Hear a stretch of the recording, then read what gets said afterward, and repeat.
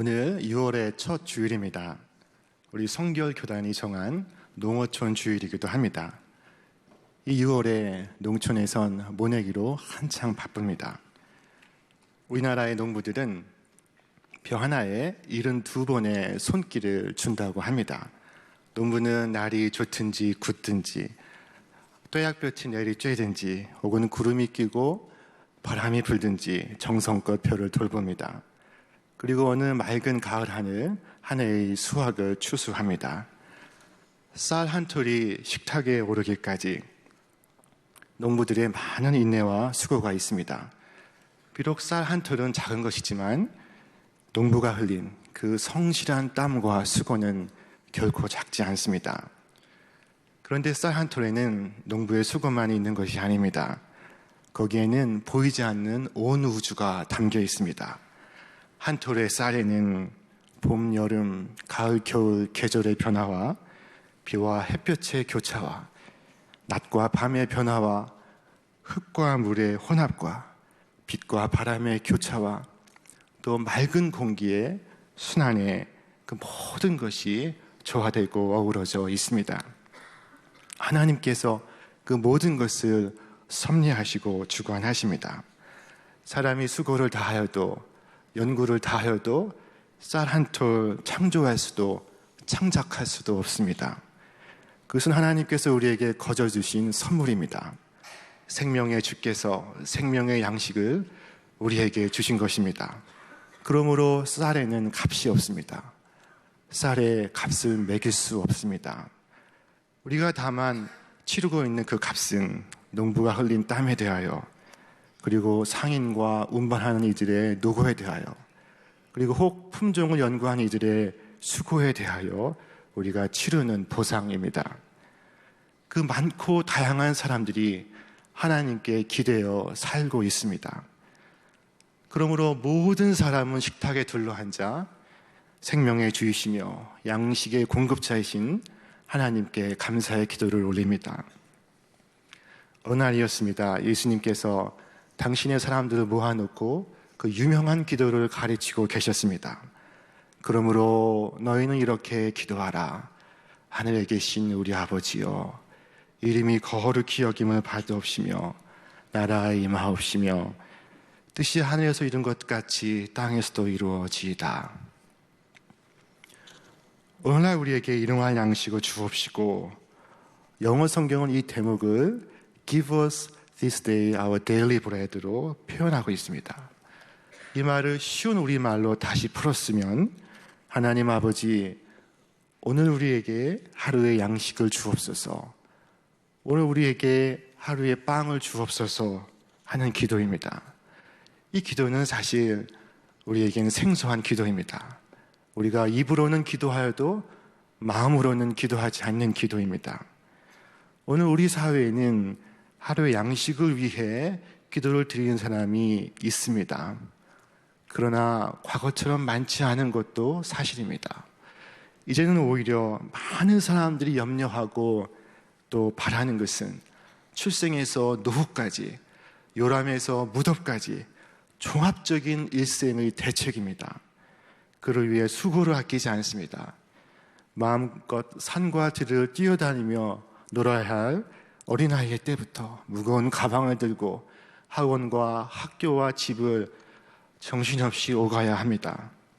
전쟁을 치러가며 대학을 들어가지만 그 전쟁은 대학에 들어간들 끝나지 않습니다. 아니, 대학을 졸업해도 끝나지 않습니다. 취업을 해야 하고, 그리고 직장을 얻은 후에도 언젠가 직장에 나올 때를 염려하고 대비해야 합니다. 아침에 일찍 일어나고 밤에 늦게 누우며 마치 전쟁터를 향하듯 학교와 일터를 향하여 나아갑니다.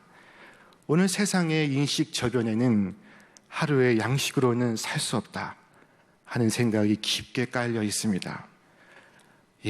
하루의 양식은 우리의 목표가 아닙니다.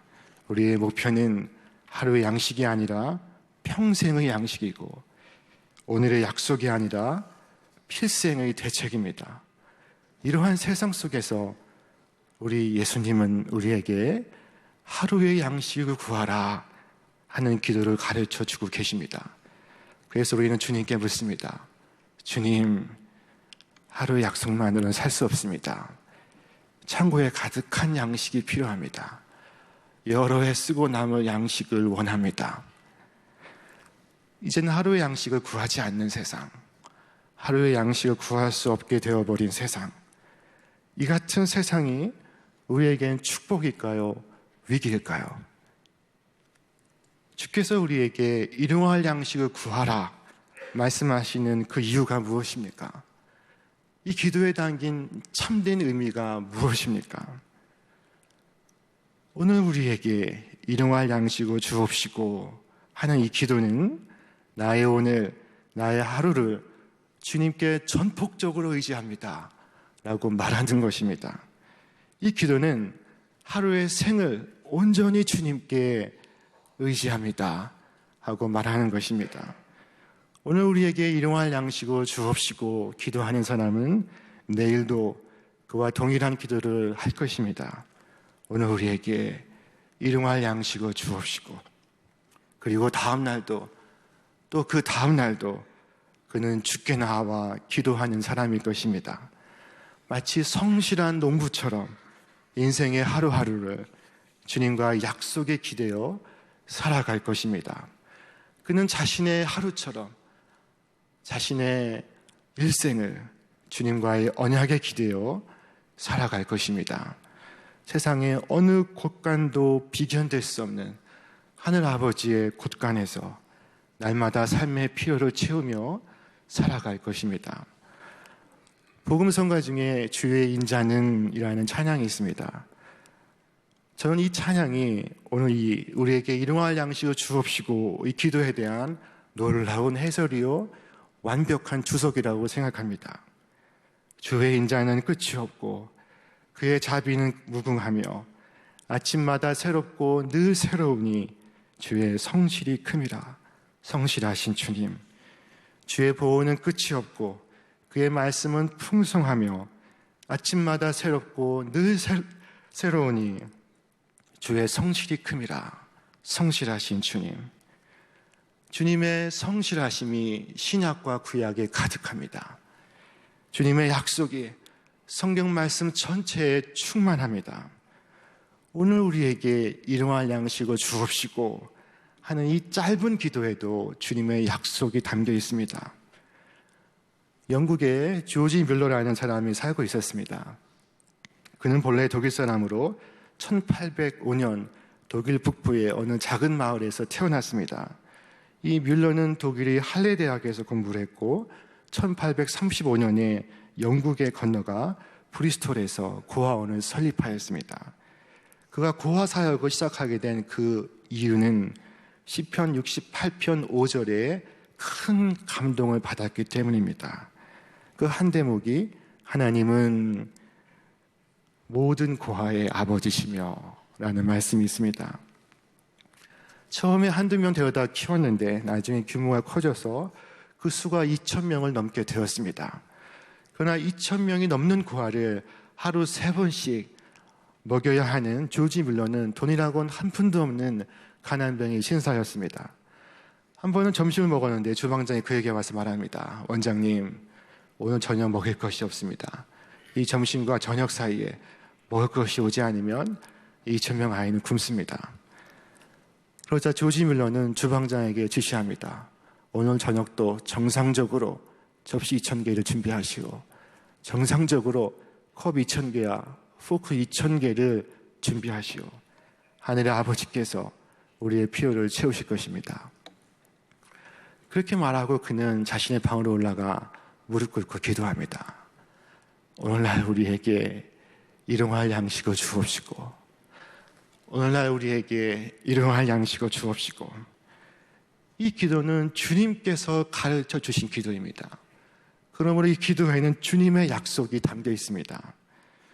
영어의 단어 중에 wish와 expect라는 비슷한 의미의 두 단어가 있습니다. wish는 그저 바라는 것이라면 expect는 기대하는 것입니다.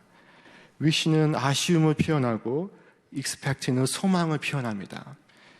wish는 비가 오지 않을 때 기껏 기우제를 지내는 정도라면 expect는 비가 오지 않을 때 지붕을 수리합니다. 곧 비가 올 것이기 때문입니다. 조지 뮬러의 기도는 wish가 아닌 expect였습니다. 그러므로 그는 그가 기도한 것처럼 살았고 기도한 대로 살았습니다. 한편 뮬러가 기도하는 그 시각, 고아원과 수킬로 떨어진 어느 화려한 호텔에선 놀라운 파티가 준비되고 있었습니다. 수천 명이 초청이 된 행사에 수백 명의 요리사들이 모여서 빵과 고기와 야채를 준비하고 음식을 만드느라 정신이 없었습니다. 그런데 뮬러가 기도하는 그 시각, 그만 계획된 파티가 취소되고 말았습니다. 주방장들은 당황하기 시작했습니다. 그 엄청난 양의 음식을 어떻게 보관해야 할지 알 수가 없었습니다. 아무리 큰 호텔이어도 그 음식을 보관할 수는 없는 것이었습니다. 주방장들은 머리를 맞대고 회의를 거듭한 결과, 그렇다면 저 언덕 위에 뮬러의 고아원에 갖다 주자 하는 결정을 내리게 되었습니다. 그리고 그 즉시 값진 음식과 풍성한 요리가 고아원으로 배달되었고, 그날 저녁 고아원은 어김없이 풍성한 만찬을 즐길 수 있었습니다. 결과적으로 그날의 요리는 고아원의 아이들을 위해 하나님께서 예비하시고 하나님께서 요리하신 음식이었습니다. 뮬러는 그의 회고록에서 이렇게 적고 있습니다. 하나님은 나를 실망시킨 적이 한 번도 없었다. 거의 70년 이상 고아원 사역과 관련된 모든 필요를 빠짐없이 공급하셨다. 고아원에 처음 한 명을 받을 때부터 지금까지 한 번도 식사를 거른 적이 없었다.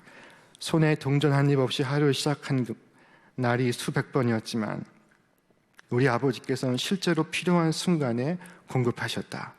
건강에 좋지 않은 음식을 먹인 적도 없었다. 나는 내 스스로 적어도 이렇게 말할 수 있다. 나의 주님은 다함이 없으시다. 그분은 다 채워주신다. 뮬러는 자신의 일생 동안 하나님께서 일용할 양식을 공급하신다는 것을 부모 없는 고아들과 함께 집단적으로 경험하고 있었습니다. 그는 기도했고, 그리고 기도한 대로 살았습니다. 그리고 그가 기도한 것은 그에게 그대로 이루어졌습니다. 아무것도 가진 거 없는 그였지만 그는 2,100명의 고아들을 매일 먹이고 189명의 선교사들을 후원하고 100개의 학교 9,000명의 학생들에게 장학금을 지급하고 연간 400만 부의 전도지와 수만 권의 성경을 배포하였습니다. 오늘 우리에게 일용할 양식을 주옵시고 우리는 기도하지만 이 기도에는 우리를 그 하루도 떠나지 않으시려는 하나님 아버지의 마음이 담겨 있습니다. 이 기도는 모양만 능동태일 뿐 내용은 수동태입니다. 이 기도는 우리의 삶이란 사는 게 아니라 주의 은혜 속에 사라지는 것이라고 말씀하고 있습니다. 사는 게 아니라 사라지는 것입니다. 이집트를 나와서 광야를 지나가는 동안 온 이스라엘 백성이 이 일용할 양식을 생생하게 경험하고 있었습니다. 아침에 이슬이 마르고 나면 광야 저녁에 작고 하얗고 둥근 알갱이가 광야 전 지면에 맺히게 됩니다. 출애굽기 16장 31절에는 이스라엘 족속이 그 이름을 만나라 하였으되 가시 같고도 희고 맛은 꿀 섞은 과자 같았더라 하였습니다. 모세가 이릅니다. 주님께서 당신들에게 명하시기를 당신들은 각자 먹을 만큼만 거두라고 하셨습니다. 당신들 각 사람은 각기 자기의 수대로 집안의 식구대로 한 명에 한 오멜씩 거두라고 말씀하셨습니다. 그리고 성경은 기록하기를 이스라엘 자손이 그대로 하니 많이 거두는 사람도 있고 적게 거두는 사람도 있었으나 많이 거둔 사람도 남지 않고 적게 거둔 사람도 모자라지 않았다. 그리고 이어 말씀하기를 이스라엘 자손은 사람 사는 땅에 이르기까지 40년 동안 만나를 먹되 곧 가나안 지경에 이르기까지 그들이 만나를 먹었더라 하였습니다. 하나님은 매일 아침 먹을 만큼만 거두라고 말씀하셨습니다. 이스라엘은 그 양식을 다 짊어지고 다닐 필요가 없습니다. 광야 40년 동안 매일 아침 하나님께서 신선한 양식을 내려주시기 때문입니다. 만약 하나님께서 내가 귀찮구나, 내가 몇 번 해보니 이 아침마다 양식 주는 것이 얼마나 번거롭고 귀찮은지 모르겠다, 내가 한 번에 후하게 줄 테니 갖고 다니며 먹으라 라고 하셨더라면 여러분 어떤 일이 벌어졌겠습니까? 그 40년 양식 머리에 이고 등에 지고 손에 들고 광야의 길을 걷고 또 걷다가 그 인생에 감당할 수 없는 무게로 인해 그 이스라엘은 가나안으로의 여행을 무사히 끝내지 못했을 것입니다. 이 만나의 이야기는 우리 삶에 대하여 끝없는 염려와 불안에 시달리는 현대인들에겐 참으로 이해하기 힘든 이야기입니다. 대부분의 사람들은 필요한 만큼만 거두었지만 일부 사람은 그래도 하나님의 뜻을 따르지 않고 필요 이상으로 거두어 다음날 아침까지 남겨두었습니다. 그러나 남겨둔 만나에선 어김없이 벌레가 생기고 악취를 풍기었습니다. 그 악취는 하루를 주님과 축복으로 살아가기보다 내일에 대한 근심으로 상하고 아프고 문드러진 우리의 삶을 드러내고 있는 것입니다.